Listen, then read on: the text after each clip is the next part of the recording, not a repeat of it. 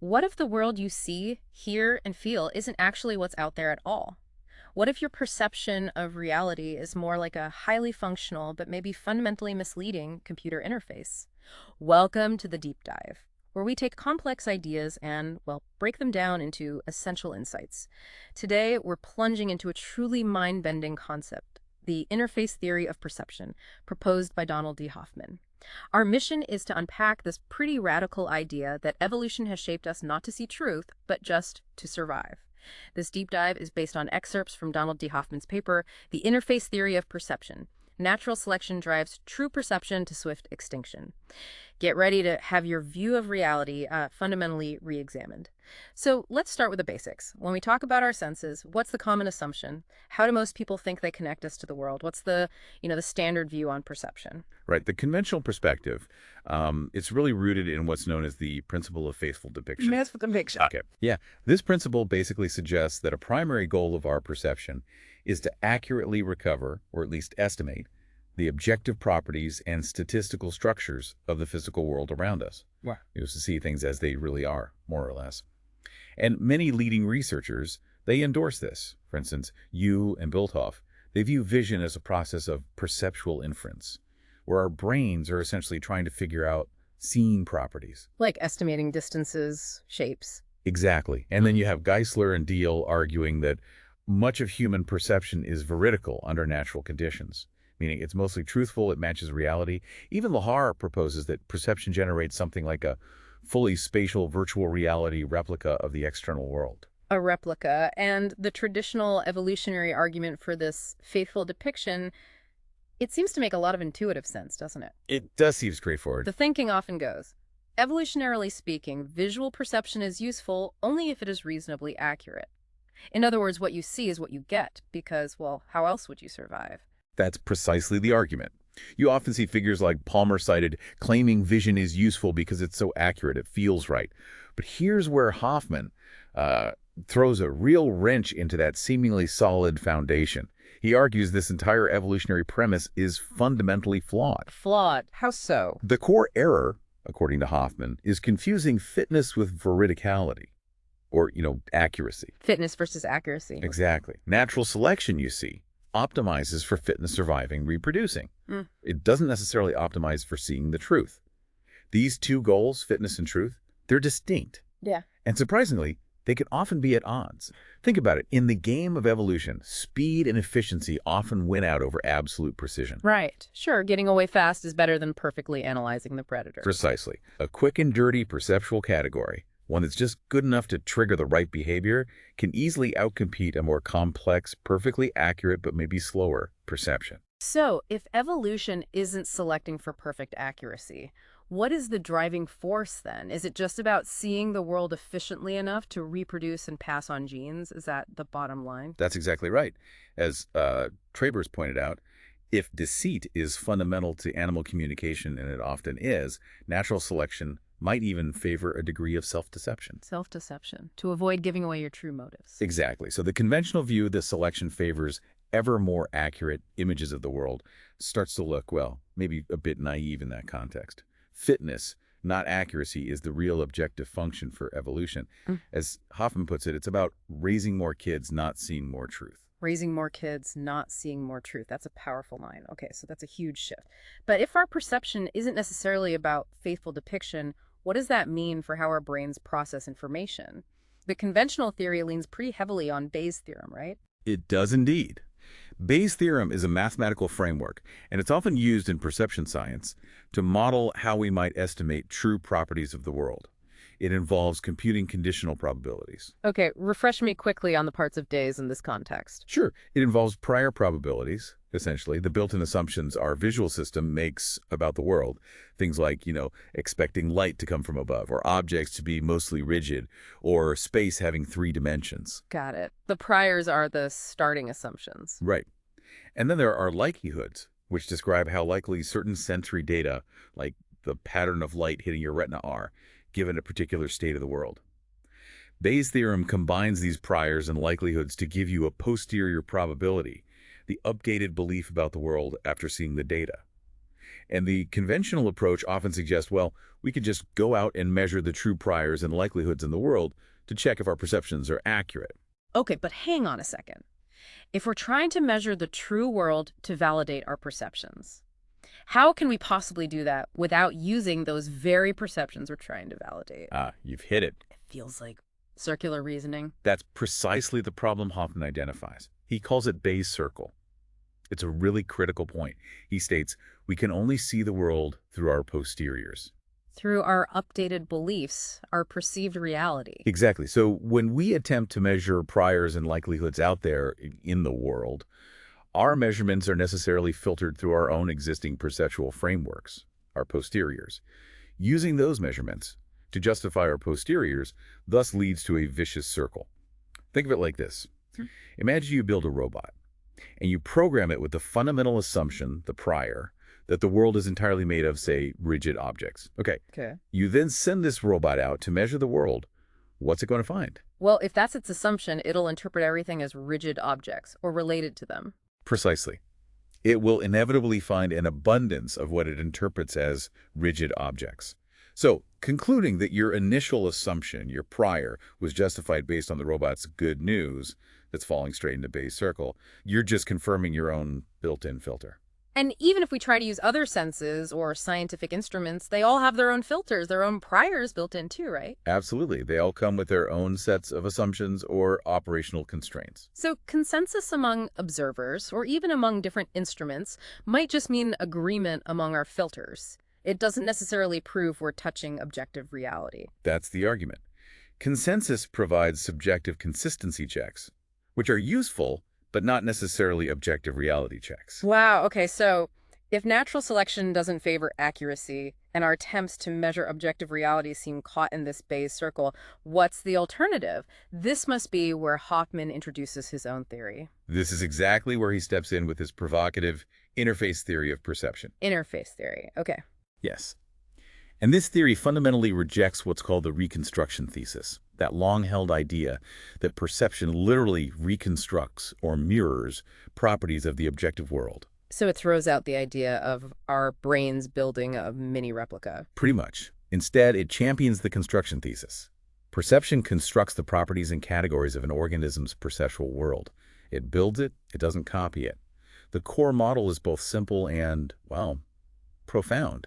The perceptions of an organism are a user interface between that organism and the objective world. A user interface? Yeah. Like the icons on my computer desktop. Exactly like that. Think about those icons. They don't actually resemble the complex code, the transistors, the voltages, or the magnetic fields inside the computer itself, do they? Not at all. My document icon isn't made of tiny words. Right. But they're incredibly useful for you to interact with the computer. You can write documents, send emails, browse the web, all by manipulating these simple icons. Yeah, I mean, if my screen showed me the actual circuits and electrons, I wouldn't be able to do anything. It would be completely overwhelming and useless. Precisely. If an icon on your screen is green, it doesn't mean the file itself is green. Mm-hmm. And the fact that the icon doesn't accurately reconstruct the file's true color or its underlying code doesn't make the icon useless or a deception.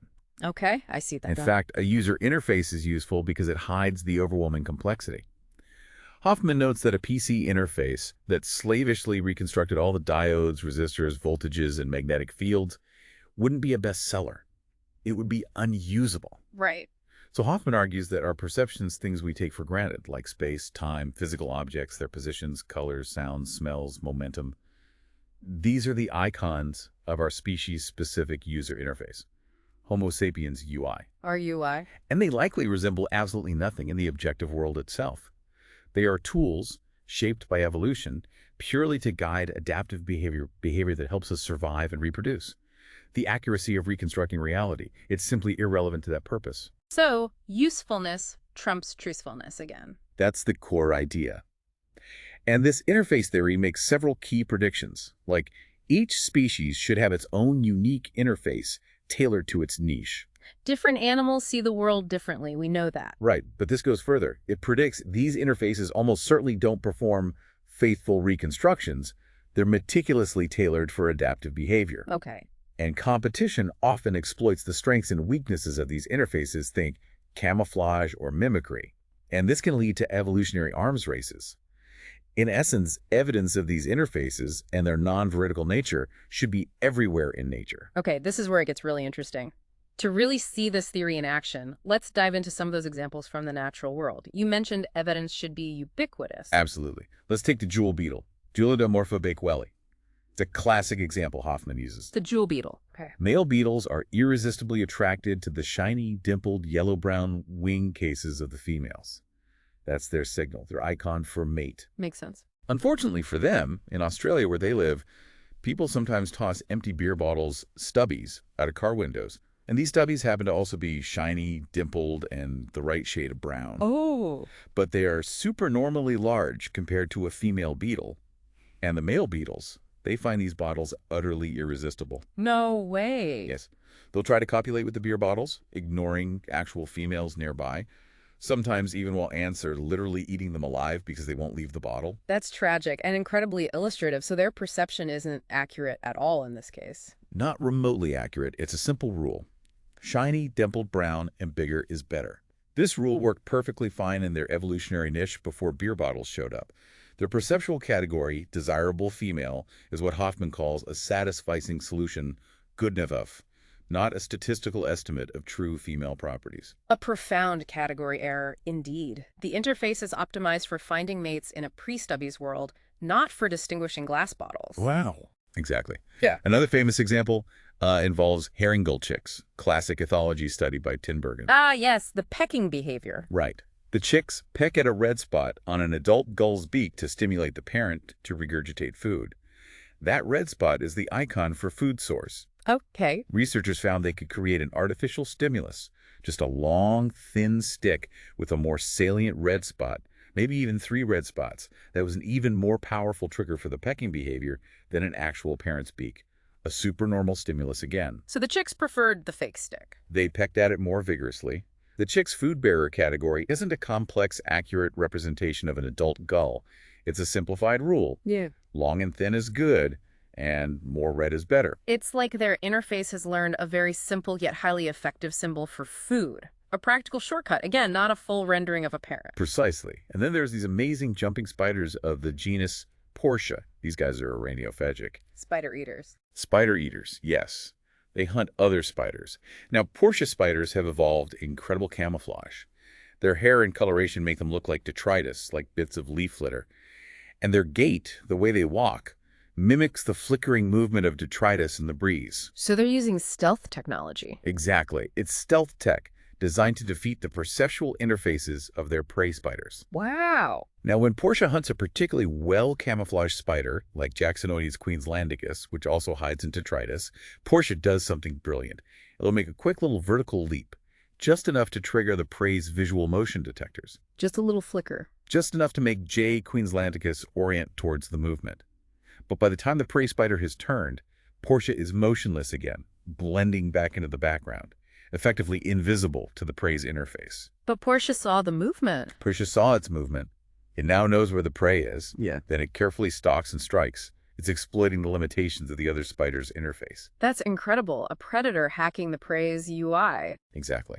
And these cases, the beetle, the gull chick, the spider, they perfectly illustrate what the biologist Jakob von Uexküll called an Umwelt, or a self-world. Well. It means the subjective perceptual world of an organism. These examples show that perceptual categories are endogenous constructs built from within based on usefulness for that organism's subjective world. They're not exogenous mirrors reflecting an objective external reality. This fits perfectly with Hoffman's interface theory. Okay, these examples are compelling. But a theory, this revolutionary, this counterintuitive, it must face some pushback, some objections, right? Oh, absolutely. It definitely does. For example, one might say, okay, fine, the beetle's wrong about the bottle, but how do we know it's wrong? How can we judge the beetle's perception if, according to this theory, our perception is also just an interface, not objective reality? Aren't we falling into the same trap? That's a very common and understandable objection. But Hoffman argues it's misguided. He points out that our observations of the beetle's flaws, or the gull chick's preference for the stick, are also filtered through our own interface, the Homo sapiens interface. We can perceive their mistakes because our interface is different. It has different icons, different priorities. Ah, so we see their bug because our software is different, not because we have admin access to the underlying hardware of reality. Exactly. It's not because we possess some direct, unfiltered access to objective reality. In fact, Hoffman would say we are almost certainly missing our own perceptual flaws, our own beer bottles that might be glaringly obvious to another species with a different interface. Okay, that makes sense. What about the other classic objection, the go pet the tiger argument? You hear this a lot with theories that question reality. If a tiger is just a perceptual icon on my interface, why shouldn't I walk right up and pet it? When it mauls me, that feels pretty darn real. Right, the reality bites objection. It's similar to Samuel Johnson kicking a stone to refute Bishop Berkeley's idealism, claiming, I refute it thus. Yeah, kicking the stone feels pretty real too. But Hoffman argues this conflates taking icons seriously with taking them literally. Seriously versus literally. Okay, unpack that. We don't pet wild tigers for the same reason we don't carelessly drag an important file icon on our computer desktop straight into the trash bin icon. Because there are real consequences. Deleting the icon deletes the actual file. Precisely. Our actions on the icon have very real repercussions for the hidden reality it represents, whether that's lines of code and magnetic domains or the complex objective reality the tiger icon represents. Evolution shaped us to take the tiger icon very seriously for our survival. So the icon is a warning signal we absolutely must heed. Absolutely. But crucially, Hoffman argues there was likely no selective pressure against taking our icons literally. Believing the tiger icon is the reality posed no survival disadvantage, unlike ignoring the icon altogether. So mistaking the map for the territory wasn't penalized by evolution, as long as we followed the map for survival. Exactly. Which is why, he argues, this conflation is so widespread and intuitive, leading to past scientific errors like believing in a flat Earth or geocentrism, or, he would argue, the Reconstructionist theories of perception we see today. So it's not that the tiger isn't dangerous. It's that our perception or representation of the tiger is a survival tool, an icon, not a perfect blueprint of objective tigerness. That's the idea. It's a crucial distinction. Okay, that addresses the tiger. But what about the ultimate reality check? Death. Is that just an icon too? If my body icon stops functioning on the interface? That's a much deeper question, and it pushes the boundaries of the interface theory itself. Hoffman acknowledges this. When your body icon ceases to function, does the underlying file, whatever reality that icon represents, actually disappear? Or is it just inaccessible through that particular interface? So the theory doesn't automatically say what happens after death. No. The interface theory alone describes the nature of perception, the interface itself. To answer the question about death fully, you'd need to add a separate theory about the nature of the objective world that lies beyond the interface. The interface theory itself remains agnostic on that specific point. Okay, that's fair. And what about the argument from agreement? If we all look at something, say, this table, and we all agree it's solid, brown, rectangular, doesn't that consensus prove it's objectively real and we're perceiving it accurately? Not necessarily, according to the theory. Agreement doesn't automatically equal objective reality. Why not? Well, the agreement could just be apparent, or more likely, it could simply mean that all the observers involved are employing the same or very similar constructive perceptual processes. We all belong to the same species, Homo sapiens, running the same basic UI software. So if two PCs running the exact same operating system show the exact same desktop icons, it doesn't mean those icons perfectly reconstruct the internal workings of either computer. Exactly. Their agreement just reflects their shared operating system, their shared interface rules. It provides subjective consistency checks within our shared human interface, which is incredibly useful for communication and coordinated action, but it doesn't automatically grant us access to objective reality checks. Okay. This is really challenging some fundamental assumptions. So if our interface doesn't truly resemble the objective world, does that make the world fundamentally unknowable? Does it mean science is, well, futile? Are we just playing with shadows? Not at all. Hoffman argues this conclusion misunderstands a fundamental point in the philosophy of science. Data never fully determine theories anyway. What do you mean? Even in conventional science, the observations we make, our data, underdetermine the theories we build. There can always be multiple theories consistent with the same data. The fact that the contents of our perceptual interfaces are data don't dictate a single true theory of the objective world doesn't stop us from creating, testing, and refining theories about it. So science is still possible, it's just that we need to be aware our data comes through the interface. Precisely. Hoffman sees the conventional theory of perception, the idea that our senses provide an approximately accurate picture, approximate isomorphism, as a kind of conceptual straitjacket. It limits our thinking about what reality might actually be like beyond our species-specific icons. So how can we model this relationship then between the unknowable world and our interface? We can still build mathematical models. One way Hoffman suggests is to think of the objective world, let's call it W, and our perceptual interface, U, as measurable spaces. There's some mapping, some function f, that takes states in the world W and maps them onto perceptions in our interface U. Okay, a function mapping reality to perception. Right. The mistake of Bayes' circle and the conventional view is essentially conflating U with W. It's assuming that this mapping function f is approximately 1-to-1, meaning each perception corresponds uniquely to a state in the world. But Hoffman thinks, He argues it's far more likely that f is massively infinite to 1. Countless different states in the objective world W could all map onto the same simple icon in our interface. The interface compresses information dramatically. infinite to one.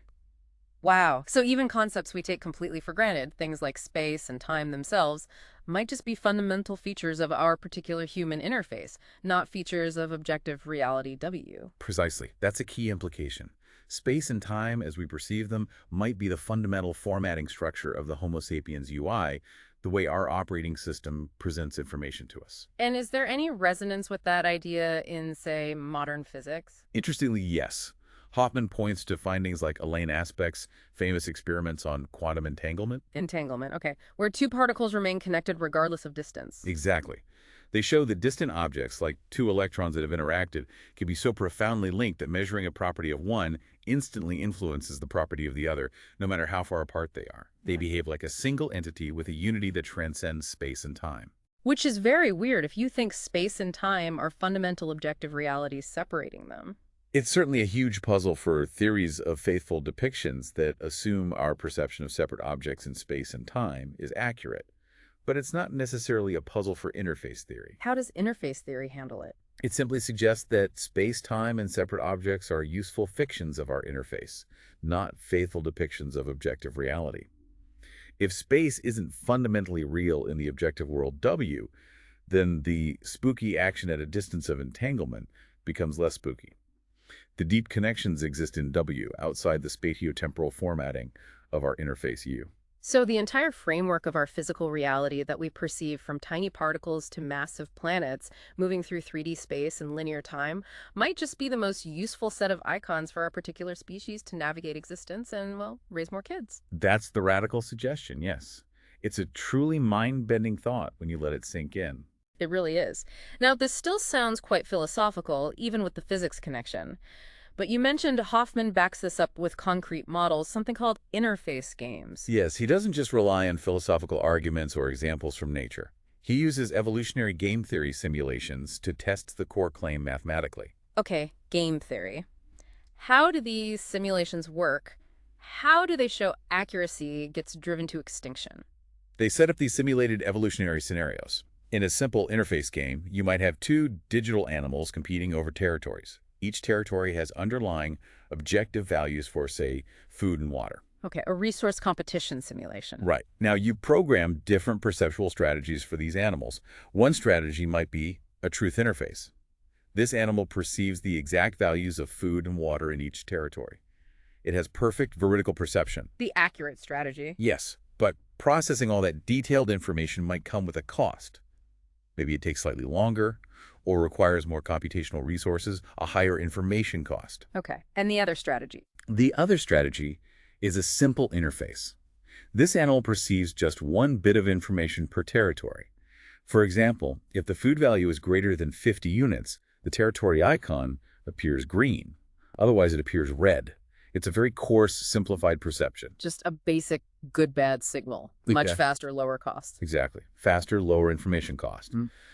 Then you run the simulation over many generations, letting these strategies compete based on how many resources they manage to acquire, which translates to fitness. And what happens? The crucial punchline, as Hoffman calls it, from these simulations is remarkably consistent.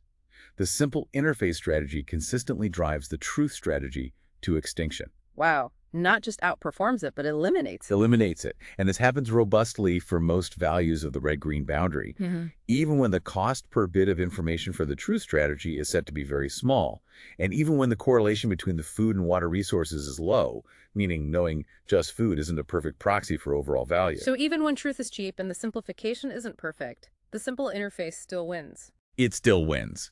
The simulations provide a compelling, quantifiable demonstration that, and I quote Hoffman here, evolutionary pressures do not select for veridical perception. Instead, they drive it, should it arise, to extinction.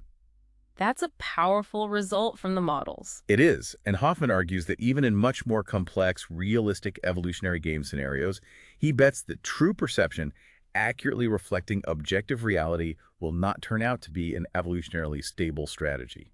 Fitness payoffs will always favor tuned interfaces over truthful reconstructions. Okay, let's try to wrap our heads around this. To recap this really fascinating deep dive, the standard scientific view, the assumption that our perception accurately estimates properties of an objective world, often justified by an evolutionary argument about accuracy being useful, is fundamentally challenged by Hoffman's interface theory of perception. Right, and the core counter-argument is that evolution optimizes for fitness, not truth.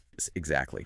Hoffman argues that if true veridical perceptions happen to emerge, natural selection actually tends to mow them down because they're typically less efficient for guiding adaptive behavior than simpler tuned interfaces. So evolution fosters these simplified user interfaces, specific to each species and its needs, which help us act effectively, but do so by essentially shrouding the true, likely overwhelming complexity of the objective world. Precisely.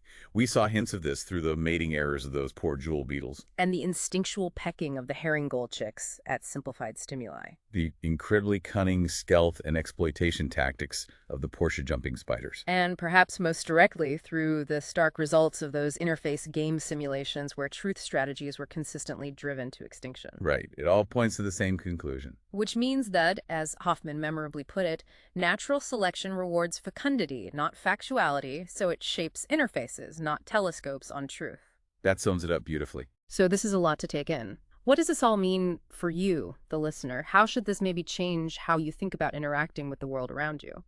Well, building on Hoffman's work, my final claim here would be this. Nowhere in the history of life, nowhere in evolution, even among the most complex organisms like us, will you find compelling evidence that natural selection actually drives truth, accurate perception of objective reality to fixation, to become the dominant strategy. The predicates of our perception, things like space, time, shape, color, objects, these fundamental building blocks of our perceived world will likely never truly approximate the actual predicates of the objective world, whatever those might be. And the challenge, I suppose, is clear. Can anyone provide a compelling counterexample? A case where evolution clearly favored accurate reconstruction over a simpler, fitness-tuned interface. That's the challenge Hoffman throws down. So consider this as we close.